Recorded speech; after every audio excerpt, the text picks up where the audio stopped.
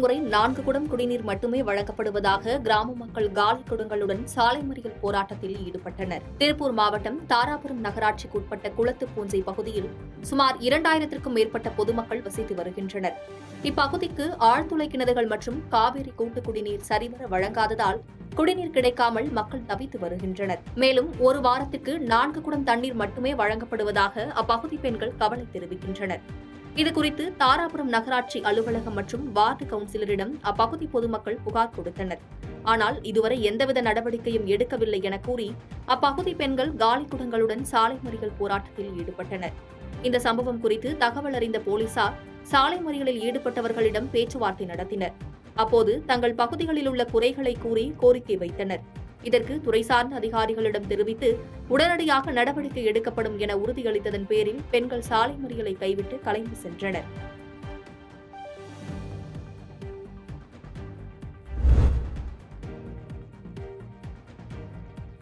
தமிழக வாழ்வுரிமை கட்சி மாவட்ட செயலாளர் நியாஸ் முகமது தலைமையில் 50க்கும் மேற்பட்டோர் புதுக்கோட்டை மாவட்ட ஆட்சியர் அலுவலகத்திற்கு மனு அளிக்க வந்தனர்.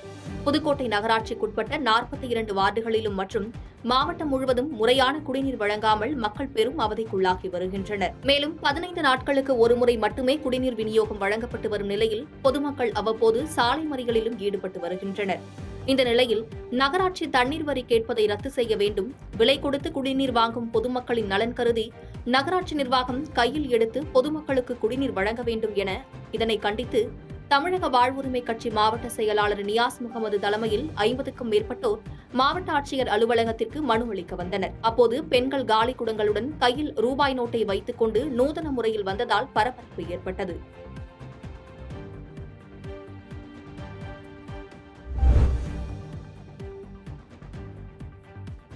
திருவள்ளூர் அடுத்த பெருமாள்பட்டு பகுதியில் உள்ள தனியார் கல்லூரி வளாகத்தில் உள்ள பள்ளி கட்டிடத்தில் வாக்கு இயந்திரங்கள் வைக்கப்பட்டுள்ளது.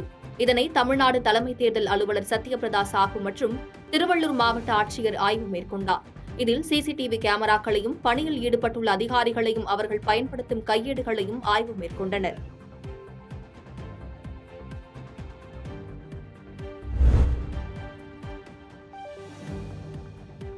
திருப்பூர் மாவட்டம் தாராபுரம் தமிழக ஆட்சியர் கூட்டணியின் வட்டக்கிளை தலைவர் ஆறுமுகம் தலைமையில் 50க்கும் மேற்பட்ட தமிழக ஆசிரியர் கூட்டணி சார்ந்த நிர்வாகிகள் மற்றும் உறுப்பினர்கள் தாராபுரம் கோட்டாட்சியர் அலுவலகத்தில் திரண்டு வந்து கோரிக்கை மனு அளித்தனர்.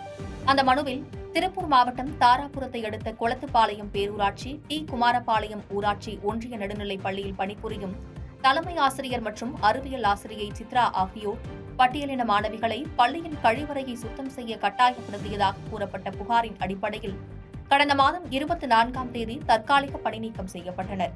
இவர்களின் பணிநீக்கத்திற்கு காரணமான வீடியோ உண்மைக்கு புறம்பான செய்தியை 3 மாதங்களுக்கு முன்பே உள்நோக்கத்துடன் பதிவு செய்து தற்போது தலைமை ஆசிரியை பணி ஓய்வு பெற சில நாட்களே உள்ள நிலையில் பணம் பெறும் நோக்கத்தில் அந்த வீடியோவை வெளியிட்டுள்ளனர். எனவே மேற்கண்ட ஆசிரியர்கள் தற்காலிக பணிநீக்கத்தை ரத்து செய்து உரிய ஆணை பிறப்பிக்குமாறு தமிழக ஆசிரியர் கூட்டணி சார்பில் கேட்டுக் கொள்கிறோம் என இவ்வாறு அந்த மனுவில் தெரிவிக்கப்பட்டிருந்தது.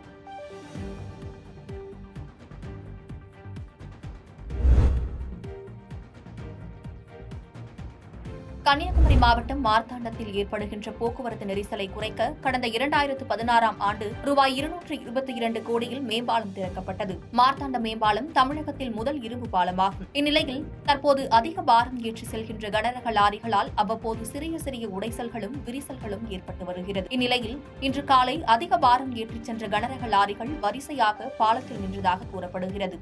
இதனால் பாலம் தொடங்குகின்ற பம்பம் பகுதியில் 100 மீட்டர் தொலைவில் சிமெண்ட் கலவை டார் உடைந்து விழுந்தது. இதனால் மார்த்தாண்டத்தில் கடும் போக்குவரத்து நெருக்கடி ஏற்பட்டுள்ளது.